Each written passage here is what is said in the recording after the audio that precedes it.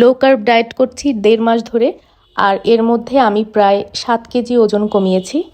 আজকে আমি আপনাদের সাথে আমার একটা মিল প্ল্যান শেয়ার করব। আমি একটা মিলে কি কি খাবার নেই, আমি চিকেন আর ভেজিটেবলের একটা রেসিপি দেখাবো। এটা খেতে যেমন টেস্টি তেমনি এটা অনেক হেলদি।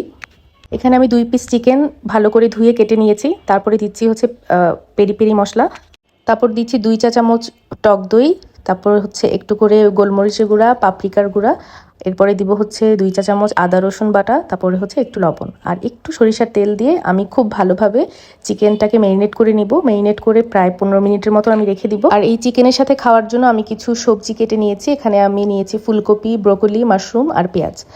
তো প্যানে হচ্ছে আমি একটু বাটার দিয়ে নিচ্ছি। বাটার দিয়ে আমি চিকেনটাকে দিয়ে দিই। এই চিকেনটা হতে বেশিক্ষণ সময় লাগে না, 10 থেকে 12 মিনিটের মধ্যেই রেডি হয়ে যায়। 2 পাশ একটু বাদামি কালার হয়ে গেলে তখন আমি উঠিয়ে নিয়েছি। এরপর আমি আরেকটা প্যানে হচ্ছে সবজিগুলোকে একটু বাটার, গোলমরিচের গুঁড়া আর লবণ দিয়ে ভেজে নিয়েছি।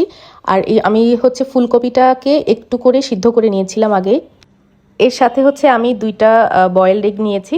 এই তো রেডি হয়ে গেল আমার হাই প্রোটিন লো কার্ব মিল।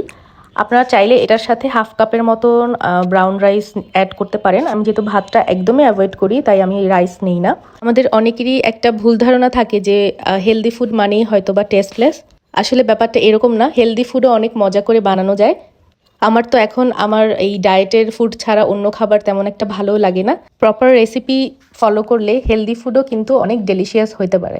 আপনারা চাইলে আমি আরও রেসিপি শেয়ার করব। লাইক, কমেন্ট, শেয়ার করে পাশে থাকুন।